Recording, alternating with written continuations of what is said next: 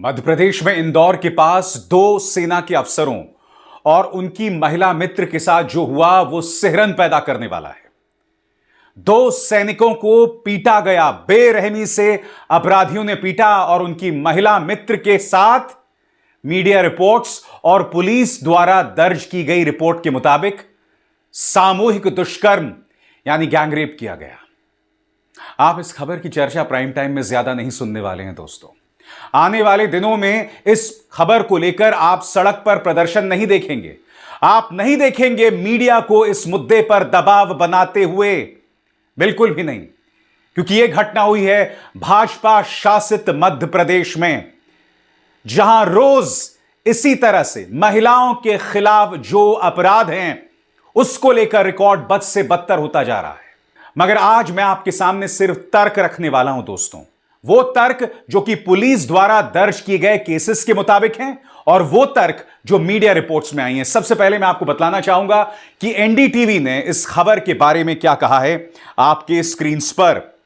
मध्य प्रदेश में इंदौर जिले में जाम गेट के पास मंगलवार रात एक सनसनीखेज घटना में दो ट्रेनी आर्मी ऑफिसर्स और उनकी महिला मित्रों पर हथियारबंद बदमाशों ने हमला कर दिया।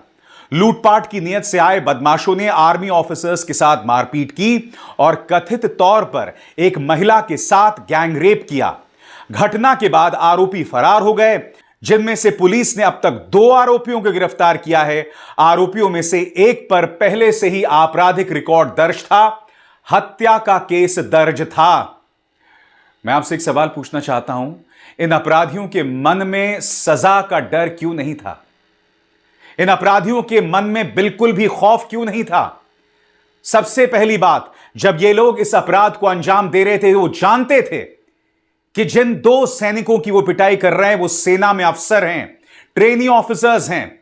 उनकी महिला मित्रों के साथ कथित तौर पर गैंगरेप किया गया है दोस्तों। यानी कि इनके मन में थोड़ा सा भी खौफ, थोड़ा सा भी डर नहीं था। भारतीय न्याय संहिता 2023 के किन धाराओं के तहत यह केस दर्ज किए गए हैं आपकी स्क्रीन पर? 310(2) डकैती करना, 126(2) जानबूझकर नुकसान पहुंचाना, 308(2) जबरन वसूली, डराकर या धमकाकर संपत्ति, पैसे या दस्तावेज हथियाना, 70(1) महिला से गैंगरेप।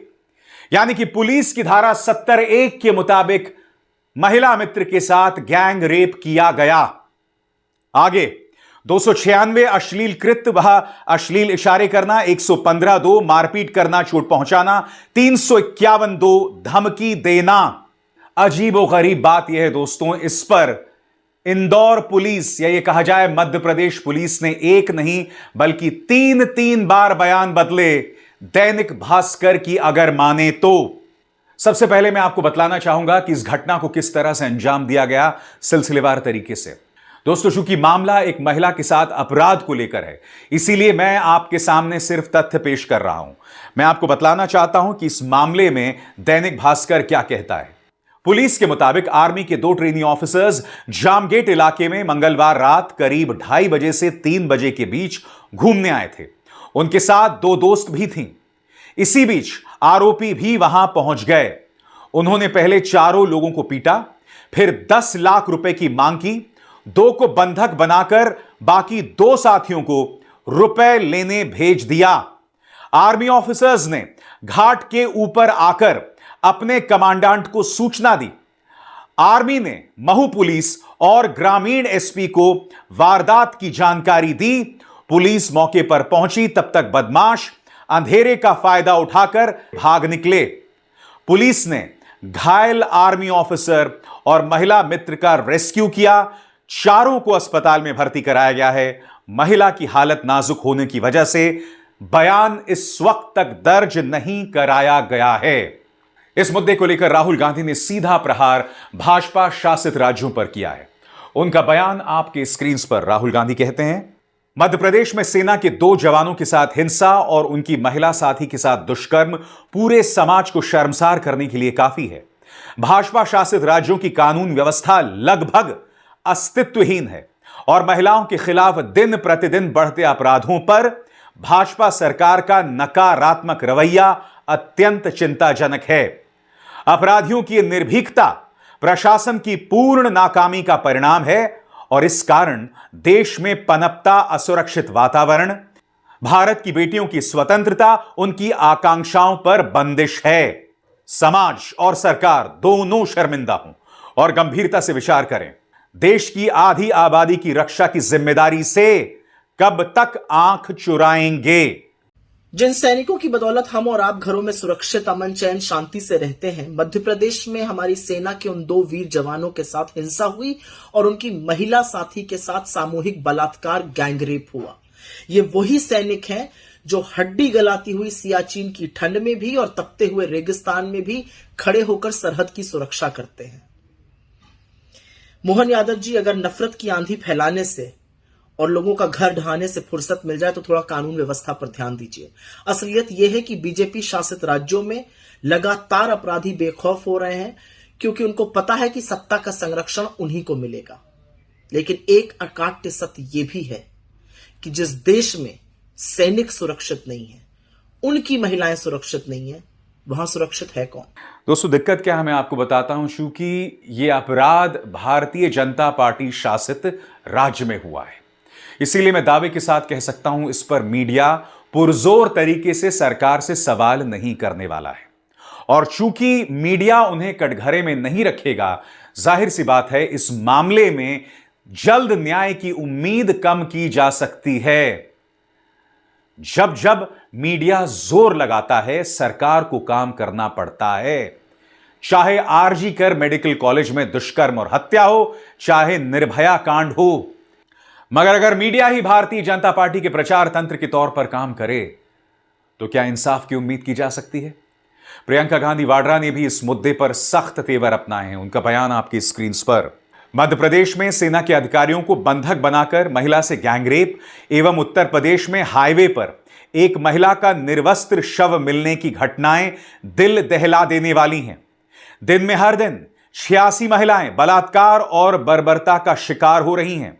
घर से लेकर बाहर तक, सड़क से लेकर दफ्तर तक महिलाएं कहीं भी सुरक्षित नहीं हैं।